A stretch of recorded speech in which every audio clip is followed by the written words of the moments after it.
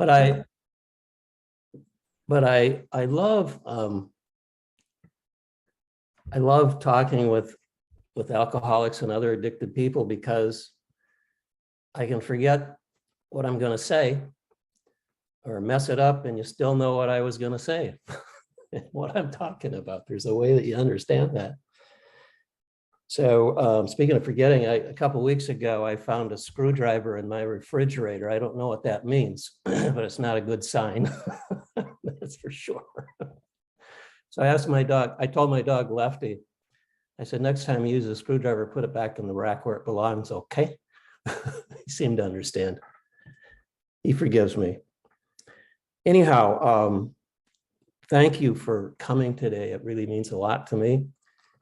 This is the first meeting of the merged Monday and Friday groups. The Monday group, there's a lot of people here that go to that. They talk about the big book and the steps and 12 traditions. And here we talk about other literature, other AA approved literature. And our first project is the book that Amy held up, Emotional Sobriety, The Next Frontier. I think there are 43 short stories in here. Just to give you an idea of the sections of what we're going to be doing in the next few months. A New Perspective. There's one in there called Spiritual Agony. I love that one because I can relate to that one. Section 2 is the Acid Test, Faith in Full Flower. Section 3 is Freedom from Self. Thoughts on Step 7. Section 4 is Program in Action, Made Direct Amends is the story that I like. Section 5 is Outgoing Love, the ability to love. And section 6 is The Joy of Living. Two of them there that I really like, The Rhythm of Life and Savoring Our Sobriety. So that's what's coming up, and I hope you come back and join us again. The book, as Amy mentioned, Emotional Sobriety, The Next Frontier. Welcome to the frontier. The first frontier is getting sober, stopping the drinking.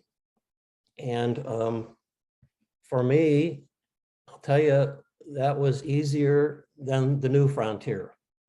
Stopping the drinking part, for me, it was difficult, and it took a lot of time, and it took a lot of help. And it took a sponsor, and it took a lot of meetings, and it took some steps. But eventually, and I can't tell you the day, that obsession of the mind was lifted. And it has stayed lifted because I've stayed involved with the program, close to program people, and connected to my God. So that obsession is lifted, so I have that freedom. But like Bill Wilson, who writes about in this story, The Next Frontier, I have had many periods of sometimes multiple times per day where somebody said, are you emotionally stable right now? Are you emotionally sober? And no. Or, you know, in the St. Francis prayer, Lord, make me a channel of thy peace. Howard, is that what you're doing right now? No, I'm making enemies. That's what I'm making. So that's what this next frontier is about. Some people call it stage 2 sobriety. You know, okay, I quit drinking, now what? I've been sober for a long time, I'm not happy. I worry a lot, suffer with periods of depression. I work the steps, I've got some AA friends, I go to meetings, some online, some in person.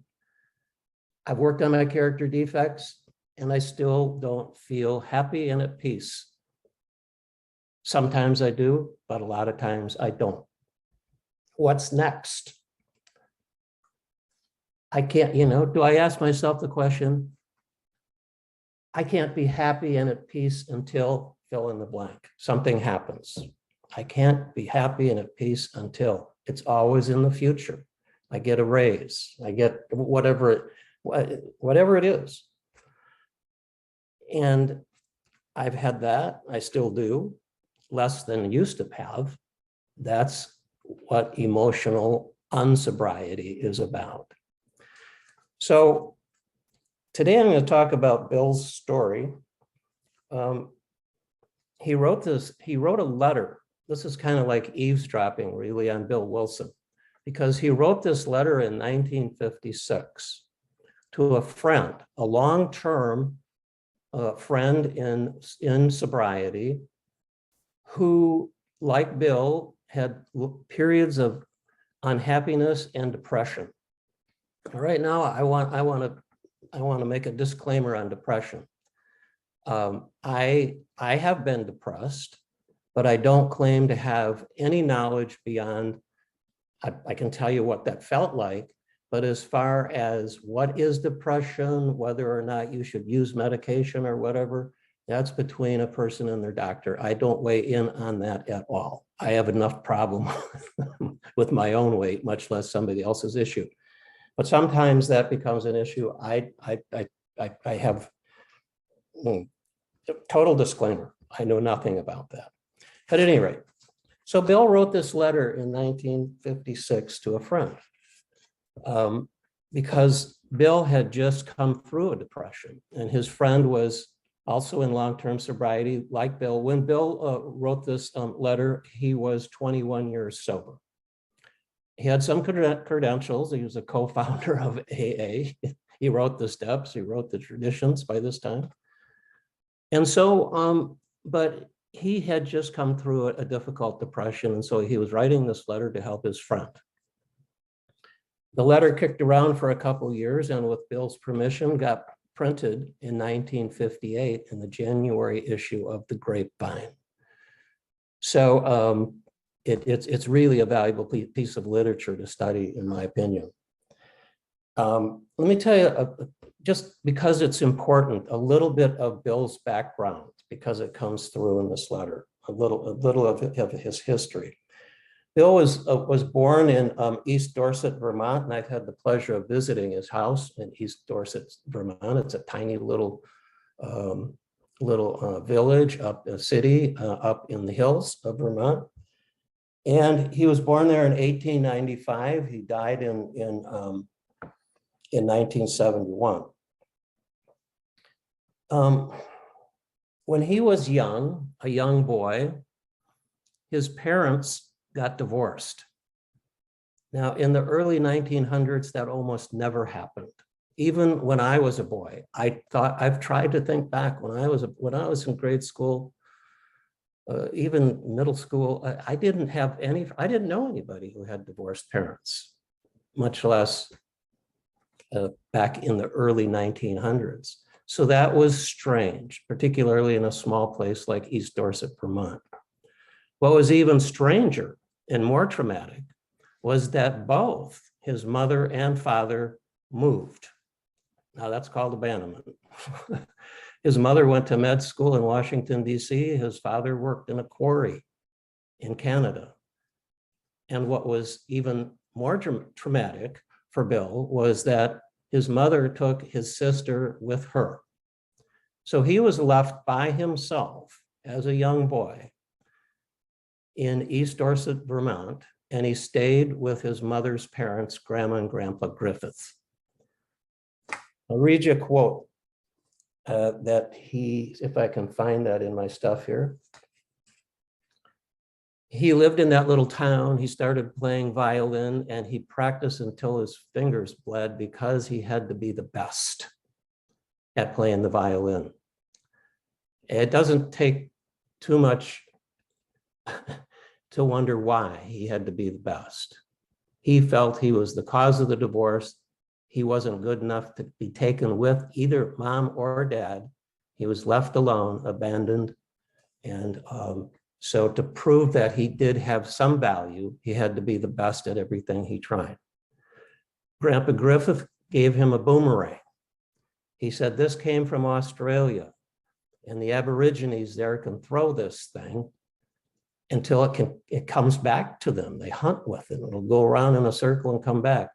But his grandpa told him, no white man has ever been able to do that. There's the challenge Bill needed. First white man to be able to throw a boomerang to come back to him. Here's a quote from Bill Wilson. "I had to be first at everything. I did because in my perverse heart, I felt myself the least of God's creatures. That's what he carried with him. I had to be first to prove to myself, if nobody else loved me, if I was first and the best, then they would take notice of me. Then they would love me. Then they might not even abandon me. Because in my perverse heart, I felt myself the least of God's creatures. So, carrying that into adulthood, there's going to be some issues. It's going to be extraordinarily painful, emotional issues. He was ripe for something called codependence. He had a very dysfunctional childhood, and he tried to work some of that codependent pain out with alcohol. It worked for him. Not surprisingly, he became addicted to that drug. By the way, if you're interested in, there's so much written about this letter. Just Google on it and you'll get all kinds of hits. Just Google on the letter, Emotional Sobriety, the Next Frontier. Also, there is a couple of articles in As Bill Sees It in the program. In 12 and 12, chapter 7, the last page is really about what he wrote about. And then there's that quote, and it used to be The Doctor Sees It. Now it's in the 4th edition. It's in the story about acceptance. Acceptance is the answer. You know, the one that about when I'm disturbed, not emotionally sober, but when I'm disturbed, I find it's because some person, place, and thing, situation, some fact of my life is unacceptable to me. This is very much what his letter is about. And the last quote that you're very familiar with, some of you, is on page 64 in the big book. Our liquor was but a symptom, so we had to get down to the causes and conditions underneath that symptom. That's what this letter is about, getting down underneath those symptoms. So, Bill clearly had, in this letter, he talks about his unhealthy dependence on other people and circumstances in his life. He certainly was dependent on alcohol. He knew that. That was very apparent to him. But he wasn't, when he stopped drinking, he wasn't aware that he had become, or he was, and it started way back when he was throwing the boomerang and playing the violin. Started way back in his childhood. He became dependent on other people to say, Bill, you're good. Bill, you're the best. Bill, you're worth something. Bill, I want to hang out with you. Bill, I love you. Give me a hug. That's what he needed. That's what he wanted. The pain of not getting that, he took into his adulthood. Alcohol took that away for a while, but you know what alcohol did? Of course, like most people I'm looking at, and with me, it let me down. It stopped working. There's two things in this. Dependent on people. He was dependent on alcohol for sure, which let him down. It stopped working. And then he made demands on those people. When alcohol stopped working for me, I made demands on it. What are you talking about? I've turned my will and my life over to you, alcohol. Do for me what you used to do before I got addicted to you. That was the demand.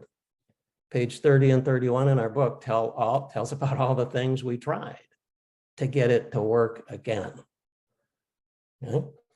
So that's codependence.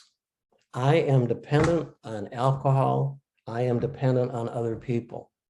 When they let me down, I try even harder to get them to work for me. I make demands on them. I make demands on alcohol that it couldn't keep. It was impossible. I made demands, and still do, because I'm still codependent, made demands on other people. which they can't keep.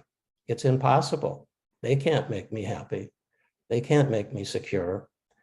They can't cause me to love myself. I've got to do that with the help of a God who won't let me down. Alcohol, other people, that's what Bill became dependent on. He made demands on them both. Neither of them could meet those demands. And when the people didn't do that, since he had become dependent on them, he tried harder. As a matter of fact, for a number of decades now, I've read in the big book, the very familiar pages right after what we read at the meetings, the 5th chapter stuff, page 58, page 60, 61, 60. It talks about, the director who's trying to direct everything. If the play would just come off, like the director wants, then things would be great. The show doesn't come off very well. He begins to think life doesn't treat him right. He decides to exert himself more, make more demands on the actors or the other people who I've become dependent on. Why did I become dependent on them? Because I couldn't get self-esteem for myself. I didn't have it when I was a kid. I started drinking. I still didn't grow up and mature as an adult. I still didn't have it. And so I relied on other people to say, oh, Bill, you're the greatest. You founded this AA. And according to Bill, he reveled in that appreciation, and that they made him a deity. He loved that. And people said, wow, look at his big ego. And he said, go ahead and look at it, but it sure feels good. Bring it on. And then he got in some arguments with people. And they said, that shouldn't be in the big book. And they said, no, I don't think that. You shouldn't write the steps that way. And that really tradition shouldn't be looking like. And he goes, wait a minute, that's criticism. I'm supposed to be the best. You're criticizing me. So what did he do? He pushed back. In the article, he said, I fought with them. Then he said, I was defeated. And then came the depression. I'm dependent. I made demands. The demands couldn't be met. I pressed for even higher demands. They couldn't be met. I fought with them to try to get them to agree with my demands. They retaliated, as it says, And then came the depression. And then came the upset. And then came the resentment. And then came the judgment. How could you? What are you talking about? I founded this thing. And then he lost sobriety, emotional sobriety. He didn't drink. Bill died sober, never drank. But what this letter was about was, how do we find that peace, that joy, that wellness without using that damn chemical? How can we do that? So that's what his letter is about. One thing before I go any further here, I want to read you, I've mentioned the word codependence. For codependence used to mean something different. It was had more of an Al-Anon meeting. How do you coexist with somebody who's addicted to alcohol? That word did come out of AA and Al-Anon. Codependence today means something different. By the way, I will tell you this. I've been going to CODA meetings now for approximately 15 years, at least 15 years. Bill Wilson's letter outlines perfectly the basis of Codependence Anonymous. And he wrote that letter 30 years before the first CODA meeting. The first CODA meeting was in 1986 in San Francisco. Bill laid it out. It's about relationships going bad because of unhealthy dependence on another person. I need for you to tell me. I need for you to do this. I need for you to be that. And we do it very subtly. We do it even unawares. And in this letter, Bill said, this came to me suddenly, 21 years of sobriety. It came to me suddenly that I was dependent on other people. In the big book, it talks about, it says, is he not really a self-seeker even when trying to be kind? That's called people pleasing. I've done it, still do it. I want you to like me. I want you to love me. I want you to tell me you'll never abandon me. And so I'm going to figure out who you want me to be, and I'm going to pretend to be that person, right? Because I want you to like me. I don't want to be that. I'm going to pretend to be that person, but there will come a time when I can't keep that charade up any longer. And you're going to say, who are you? My God, we're married. I have children. We have children. Who are you? Well, that's who I really am, I guess. I don't know. I can't even tell you anymore who I am. Who I am depends on who I'm with. That's codependence. That's painful. You know what that is in this story? That is betrayal of my true self. I believe my true self is the Spirit of God. I believe that's my I am. And if I betray that Spirit of God that dwells within me, as a matter of fact, within all things and all people, it's going to hurt. It's going to lovingly hurt. And I say, no, don't turn your will and your life over to alcohol. That hurts. No, don't turn your will and your life over to that person. I want to be with you, Howard. Turn your will and your life over to me, step 3. And then do the rest of the steps and consolidate that. And then we'll have a connection together. And we'll work together on my purpose for you. We'll get your life in alignment with my will. That's what the program is for me. What Bill's talking about here is not that. No wonder it's so uncomfortable. I can understand it because I've experienced it and still do. Let me read you just one little thing quickly about codependence. Codependence, a deeply rooted compulsive behavior. It's born out of sometimes moderately, sometimes extremely dysfunctional family systems. Bill's was extremely dysfunctional. We attempted to use other people, as our sole source of identity, value, well-being, and as a way to trying to restore our emotional losses from childhood. Bill did all of those, his identity, his value, and his well-being. Our histories include other powerful addictions, which we may have used to cope with our codependency, like alcohol and drugs and . There's a whole list of them, right? To quell that pain of abandoning the God that dwells within me. There's all kinds of, Howard, no, not that way, go this way. So I understand what Bill's writing about in this letter. You can tell I've done my homework. I have this thing outlined in 4 different colors, but we don't have enough time for that. So I'm going to let you get your coloring crayons out and you can do your own.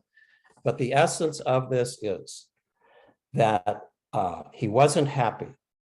And he said, since AA began, I've taken immense wallops in these areas because he failed to grow up. He was still in East Dorset, Vermont. He was still in that painful place where his mom and dad and sister left him, still trying to get that boomerang to come back. I failed to grow up emotionally and spiritually. This is Bill after 21 years of sobriety, working a fairly good program, I guess. And then he said, I worked as hard as I could, and I still couldn't find peace and joy. And it still eluded me and eludes us. Then he talks about his unconscious. He wasn't conscious that he had turned his will and life over to the care of other people. He was of the alcohol, but not of these other people.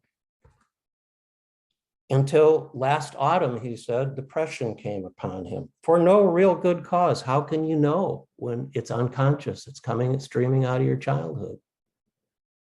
You know, on page 61, 60, he said, here, it says on page, I got so much mark, I covered up the page number, 62. Selfishness, self-centeredness, that we think is the root of our troubles, right? But what is the root of the selfishness and the self-centeredness? That goes back to childhood, right? That's where it comes from.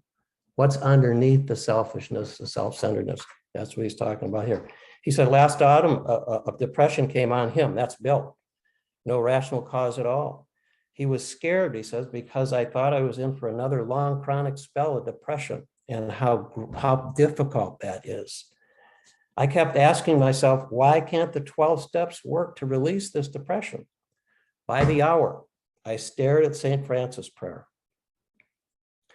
And that was the formula, but why didn't it work? St. Francis. And then he says, suddenly, this is aha, this is a God moment. This is a spiritual awakening or a spiritual experience. Suddenly, I realized what the matter was. My basic flaw had always, not just since sobriety, even as a child, always been dependence, almost absolute dependence on other people and circumstances to supply me with prestige, security, and the like. He's talking about basic human instincts. If I turn my will and my life over to alcohol, and if I turn my will and my life over to other people, when I did both of them, why was it so hard for me to make a decision to turn my will and my life over to the care of God, as I understood God? I don't know, but I have, and it feels good. And then he says, failing to get these things, the prestige and security, according to my perfectionist, remember, he's got to be number one. He's a perfectionist. Failing to get these things from these other people, according to my standards and specifications, I fought for them. And when defeat came, so did my depression. So anyhow, he goes on to say that I need to cut these faulty emotional dependencies on people. And listen to this, upon AA, who knows, AA might end someday. Yeah? I can't depend on AA. I can't depend on people. I need to cut those off upon any act or circumstance whatsoever. Then I can be free to love as St. Francis did. And that is his solution to it's what he calls outgoing love of St. Francis. You know, let's see, where do we get an opportunity to practice that? Well, every day, but in the steps, it seems like it's step 8. Am I really going to put that guy on my 8th step list? You know, he messed around with my girlfriend, with my wife. He started this. They started that. She did this. They did. They owe me an amend. I can't put them on my 8th step list. What he's saying is, put them on there. They belong on there. St. Francis said, it's better to love these people. Wherever there's hate, just bring love. That's the outgoing love he's talking about. And then he calls this, and I'm almost done with this. Oh God. He calls this the primary healing circuit. And this primary healing circuit, what he's talking about in step 8 and 9, is if I love God's children, that's how I avail myself of God's love. I avail myself of God's power to help me move past these dependencies and cut these hobbling demands. And then last sentence here, he says, nowadays, and this was just shortly before he wrote this letter, I don't know how long his emotional sobriety lasted, but he said, nowadays, my brain no longer races compulsively in either elation, grandiosity, or depression. I guess either doesn't, that's supposed to be 2, but he's got 3. He's always excessive. It's got to go big. Elation, grandiosity, or depression. And then I love this last sentence. I have been given a quiet place in bright sunshine. So I want to refer you. I don't have time even to talk about it other than the book itself. There's a book that has been the most influential book in my life on this topic, for sure. Written by a guy named Parker Palmer. He lives in the same city I do, Madison, Wisconsin. He's written many books. He's a Quaker by religion. The title of the book is Let Your Life Speak. The thing that attracted me to it in the first place, it's about that thin, and it's it's about the size of a dollar bill. It's short, it's sweet, and this guy Parker Palmer, he is as spiritually connected as almost anybody I know. And here's how he describes his midlife depression. He said, it started out with a friendly voice. Hey, Parker, I'm over here. And then it went from that into, he said, I noticed there was some tapping on my shoulder. Hey, Parker, remember me? Who I am? The I am in your life. And he ignored it. Why? Because he had turned his life over to his career and other people. Finally, there were some stones hitting Parker's back in this book, trying to get his attention. But now he had turned his will and life over to things other than what was trying to get his attention. Tapped him out. He said, finally, to get my attention, he lowered the boom on me. And he went into a deep, deep midlife depression. And he finally got it from another person, trusted friend, who said, God was trying to contact you way back in East Dorset now, and he's continued to try. This depression it's the I am, who you are, Parker, and you haven't been paying attention to who you are. The I am, the God who you are, the God within you, the spirit within you, God's, you're looking to others, you're looking to material things, you're looking to career. And then you become dependent on them. And then you're unhappy with them. And so they retaliate, just like page 60, 61, 62 in the big book says. They retaliate. And then you get upset with them. And then your relationship sours. And then you're afraid they're going to leave you. Your biggest fear in life, being abandoned. And the underlying cause and condition of this is what you grew up in. You need to step out of that, need to grow out of that. So on our coins, there's, at least on mine, medallions, it says, to thine own self be true. That's what Parker Palmer is talking about. Who is thine own self? It's the I am. What is the I am? It's the spirit of God that dwells within all things, I believe.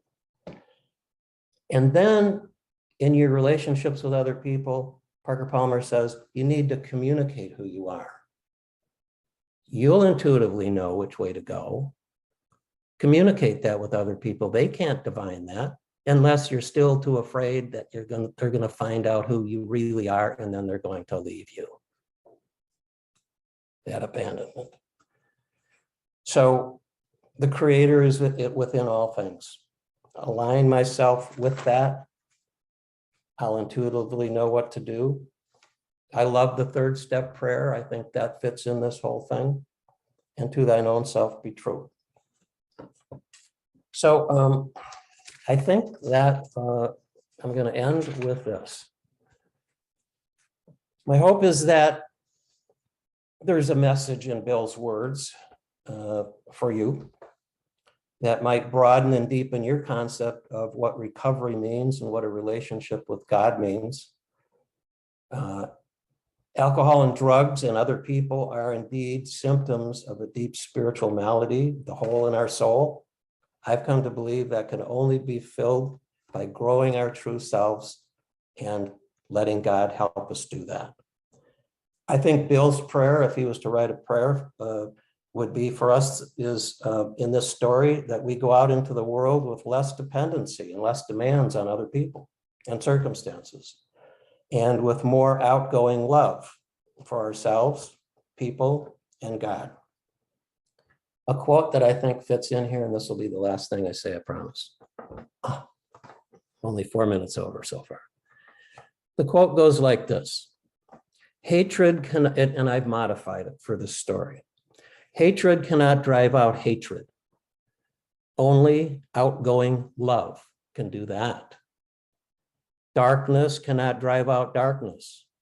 Only the sunlight of the Spirit can do that. So people who are trying to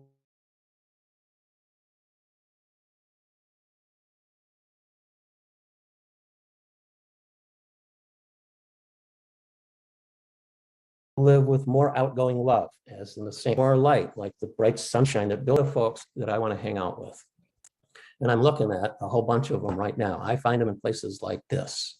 And that's why I keep coming back here, and I hope you do as well. Namaste.